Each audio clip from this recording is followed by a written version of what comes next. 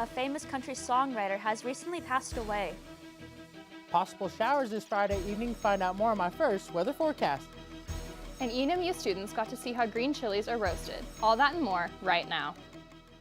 This is News 3 New Mexico, your local source for news, sports, and first weather. Welcome back to News 3 New Mexico. I'm Corbin Shader. And I'm Samantha Stressman. Thank you so much for watching. For our first story of the night, the Lowe's Market in Farewell, Texas has announced that they are closing their doors on October 4th this year. The market that has been open for 28 years now is closing due to declining sales, economic challenges, and increased competition. The president of Lowe's Market, Ronnie Rogers, had this to say. This decision was not made lightly and follows an extensive review of the store's financial viability. We are incredibly grateful for the loyalty and support our customers have shown over the years. Employees will receive a severance package, and the company is working to ensure a smooth transition for both staff and customers. The store will begin preparations to close the store by reducing its inventory starting September 29th. The cooling autumn weather makes warm green chili dishes so much nicer. In a recent event, Eastern New Mexico University students watched the green chili roasting process and had the opportunity to peel and take home a bag of their own chilies. This annual tradition at ENMU has taken place since 2022, when the Associated Student Activity Board started a collaboration with Rick and Evelyn Ledbetter, experienced farmers of red and green chili. Every year, it's been a huge success. Green chili season will continue for a little while longer, so make sure to check out your local farmers market if you're craving them too. Brett James, the Grammy Award winning writer of the song Jesus Take the Wheel, as well as many other hit country songs and pop songs, has died in a plane crash. The North Carolina State Highway Patrol said they responded to the crash near the town of Franklin in Macon County at 3 p.m. yesterday. It was confirmed that 3 people on the board did pass, including Mr. James. The Nashville Songwriters Hall of Fame said that it was mourning his loss, and a long list of artists took to social media to pay their respects.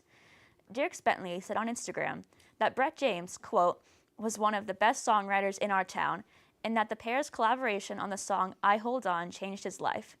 Brett James had an amazing roster of country stars that recorded his songs, including Faith Hill, Kenny Chesney, and Tim McGraw.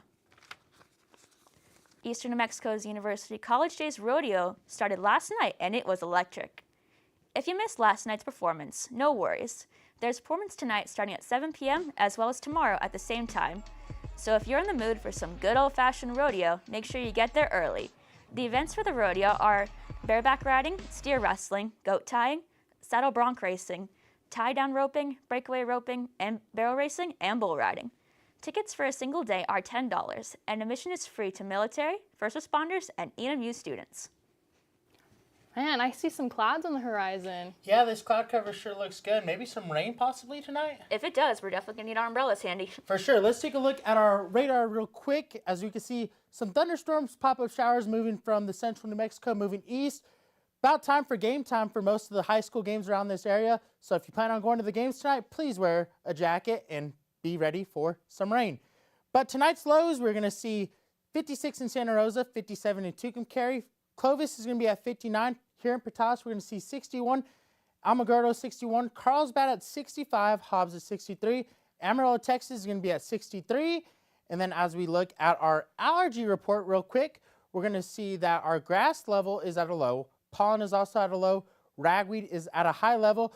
With these cooler temps, I expect the ragweed to go down a little bit in the levels, but that's all the weather I have for you right now. Stay tuned for my full weather forecast. Back to you, Samantha. Thanks, Jaden. Earlier this week, a man in Pennsylvania killed 3 officers after being confronted by law enforcement for stalking charges. The suspect, Matthew J. Ruth, was being investigated on allegations from a former girlfriend of stalking, prowling, and trespassing. During the search for Ruth, officers went to the former girlfriend's house to investigate. They found the front door unlocked, a sign that there was an intruder in the house.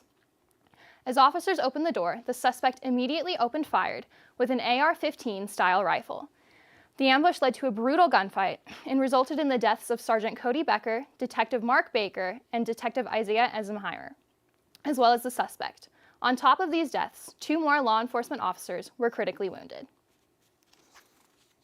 The studio, Created and starring Seth Rogen, swept at the 77th Primetime Emmy Awards, taking home 13 awards, beating out Hacks, Abbott Elementary, and The Bear, setting the Emmy record for most wins in Season 1 and Rogen's first Emmy for Outstanding Lead Actor in a Comedy Series.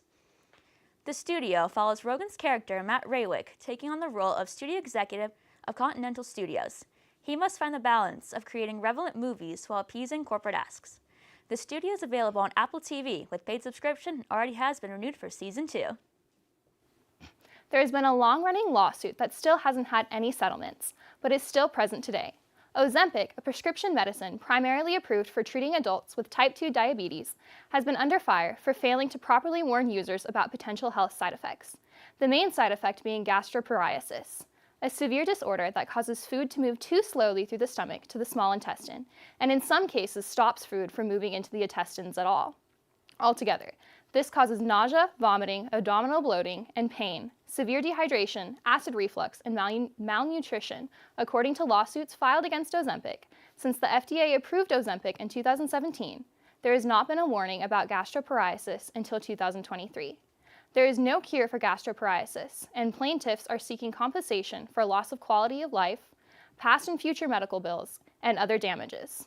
All federal Ozempic cases have been consolidated to the U.S. District Court for the Eastern District of Pennsylvania to streamline the litigation process. The expected liability payout could exceed $2 billion. Earlier this morning, President Donald Trump and China's leader Xi Jinping were on a call that would finalize a deal that would sell most of TikTok's U.S. assets to American investors.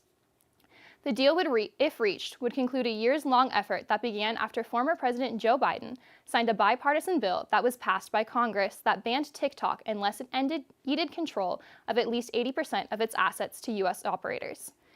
This meeting is also a key factor in broader negotiations between the U.S. and China in recent months. Neither side has disclosed the terms of the agreement because it hasn't been finalized. The bulk of the deal, organizing an American-led investor group to buy TikTok's U.S. assets, has been completed in April, but tariffs put on Chinese goods completely halted that. Now that the tariffs are lower, communication has begun once again. Coming up after the break, we'll look at a record-breaking Rice Bowl. But first, let's take a look at today's financial report.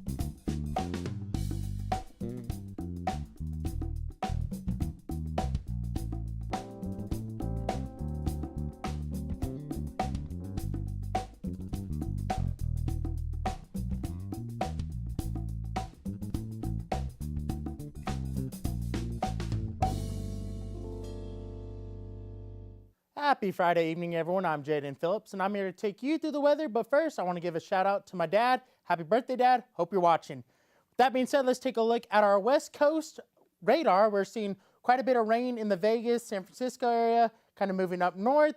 And then we look on the eastern side of the states. We're seeing a little bit of thunderstorms around this area, down south, and then up north, you're seeing quite a bit of rain, not much weather going around New York, Washington area. Here in New Mexico, we are seeing quite a bit of showers across the state, some severe thunderstorms throughout the central part, kind of all moving towards the east side. And then here in the panhandle of eastern New Mexico, we are seeing a little bit of showers moving in towards Portales here, A lot of cloud cover outside right now. Be sure to be bundled up for football games around this area tonight. With that, let's take a look at our current temperatures. We're seeing 82 in Tucumcari, 75 up in Raton, 83 in Albuquerque. Santa Fe's at a high 74. Down south, you're looking at a high 80 in Las Cruces, 82 in Alamogordo, Rio Doce at 68. Here in the eastern side of the state, though, Portales at 82. Clovis is going to be at 80. Lubbock, Texas is going to be at 87. And then we go into our wind forecast. Throughout the evening, we are going to see a high about 6 miles per hour around 11 p.m. tonight out of the southwest, southwest, and then into the early morning hours of Saturday morning, you're going to see nice calm winds, especially around 6 a.m., no wind, and then picks back up a little bit around 11 a.m. tomorrow. With that, let's take a look at tonight's lows with this wind. We're going to see up north, we're seeing 49 in Farmington, 47 in Gallup. Albuquerque, New Mexico is going to be at 58 tonight. Socorro at 59. Down south, Cruces is going to be at 62. Rio Doce at 56. And then Roswell is going to be at 62. But here in Portales, we're going to see 60 as tonight's low. 58 in Clovis. Tucumcari is going to be at 55. Amarillo, Texas, 61. And then down in Lubbock, Texas, you're going to see 68 as a low. And then we move into our rain chances throughout the next 48 hours. You're going to see we have a high chance right now from 5 p.m. and then it dips down to about low chances. And then we move into Saturday. Chances pick back up a little bit, but not much going into the weekend. So tonight's going to be our best chance of rain here in Portales. As we move into tomorrow for Portales, you're going to see a high of 90 with sunny conditions. Southwest winds out of the 9 miles per hour range.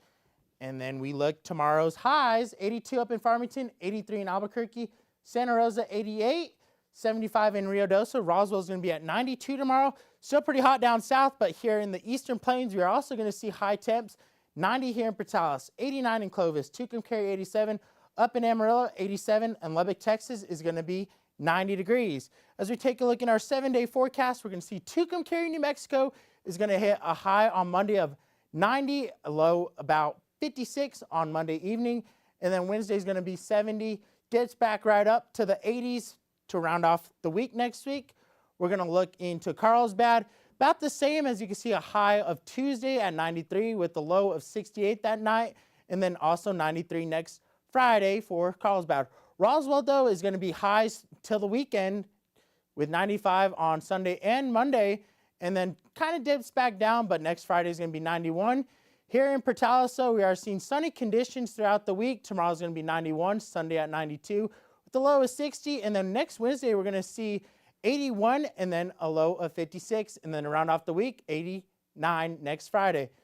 So fall-like temps, but then it just warms right back up. Yeah, let's hope it cools down soon. We hope so. That's all the news we have for you. We'll be back after the break.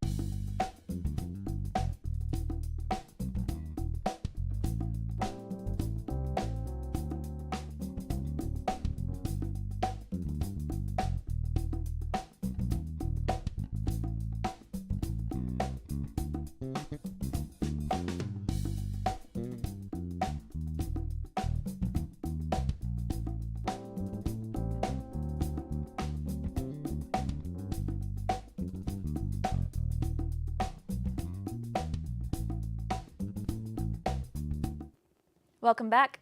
roasted green chilies aren't the only vegetable ENMU students received. Agricultural science professor Anu Ogaleye started a Feed the Hounds initiative, which produces fresh produce to ENMU students and the Portales community. Squash, cucumbers, watermelon, okra, and peas were some of the delicious fruits and vegetables ENMU students could take for free from the Golden Student Success Center, with harvests given out near weekly. The harvest season is coming to a close, but there's one last day for the community to enjoy. Faculty members, staff, and students at ENMU are invited to a pumpkin harvest on October 14th between 8 and 11 a.m. at the Sash Garden across from the ENMU President's House. What a great way to end a fruitful harvest season. On September 8th, the LAPD responded to a tow truck company in Hollywood that reported smelling a strong odor coming from a vehicle that was impounded at their lot. Upon further investigation, police found the dismembered body of 15-year-old Celeste Rivas in the front trunk of the Tesla registered to the famous singer David. The singer David Anthony Burke was in the middle of a tour when the body was identified, and he has canceled the remainder of his tour due to the events. The Los Angeles Medical Examiner's Office said that the girl had a distinctive tattoo on her finger that the singer also has. A house in the Hollywood Hills that David was staying at searched by law enforcement, and LAPD homicide detectives were seen exiting the building with a computer and several evidence bags. An unreleased song has been uncovered in the midst of this tragedy with the title Celeste that is alleged to have been about the victim. People have also taken a closer look into the lyrics of his previous songs and have found unsettling similarities to the details about Rivas's life. This investigation is still ongoing. Nigerian chef Hilda Baka broke the Guinness World Record for making the largest pot of jollof rice. Take a second to guess how much rice was cooked in total.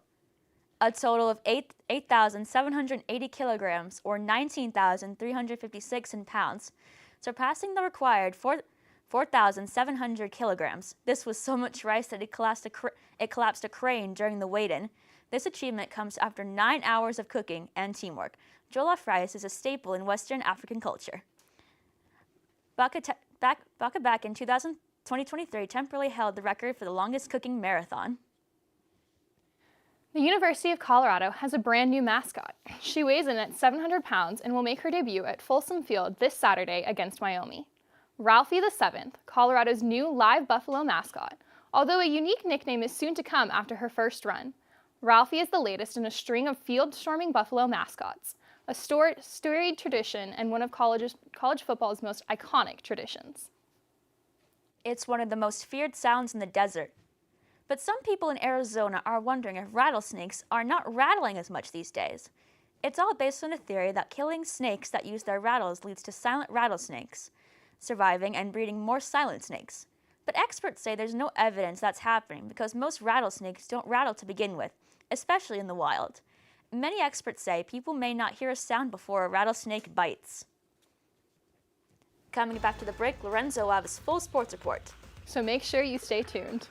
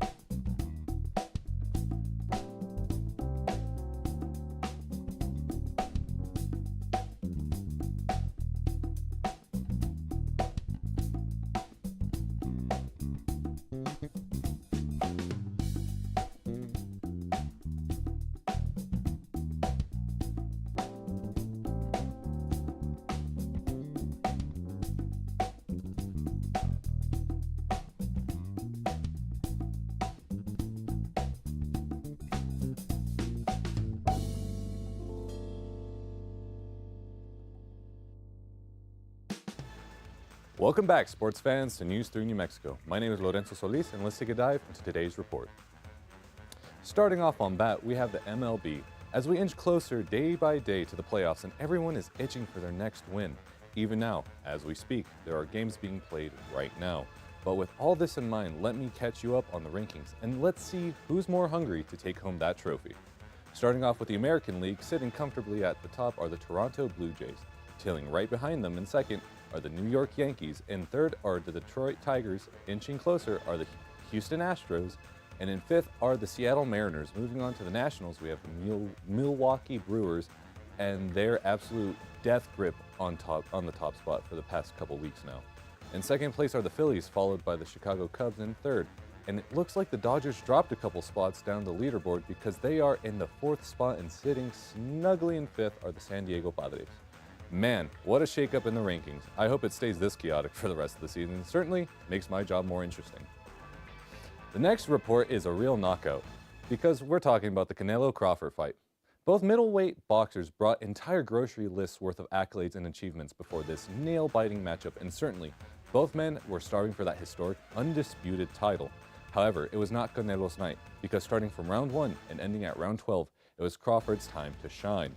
With Crawford keeping Alvarez close and the pressure on Canelo for the rest of the majority of the fight, it was until the 12th round where Canelo found his footing again, but by then Crawford had the upper hand, and it was decided in a 12-round unanimous decision that Terrence Crawford, the undisputed and Ring Magazine super middleweight titles, and became the first boxer in a four-belt era to be an undisputed champion in the 3 divisions. Passing it off to the next report, it's ENMU football. Now the Hounds are on a bit of a rocky start this time around, with their first 3 games being back-to-back losses. First being the New Mexico Highlands with a final score of 28-34. It was a close game, but the Greyhounds couldn't close the distance. On their second loss, they went against Colorado Mesa with a score of 7-28 and a gap game for sure. And as for third and most recent game against Angelo State, it was a closer score of 20-31. While it was been a rough couple of games, the Greyhounds have an entire season ahead of them to pick themselves up from the recent string of losses. Go Hounds! Rounding out tonight's report, we have cross country. ENMU participated in the Lobos Cross Country Invitational, and the men's team scored 4th out of 5 contenders.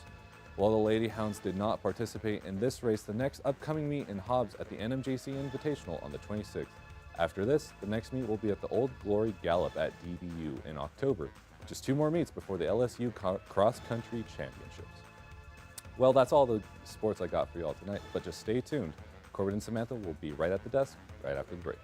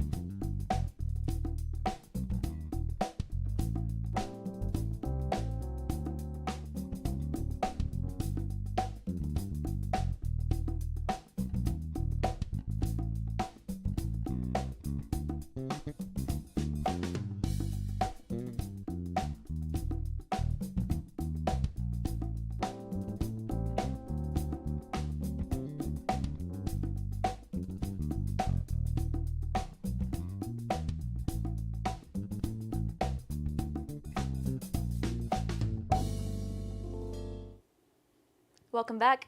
News 3 New Mexico has a brand new segment, Pet of the Day.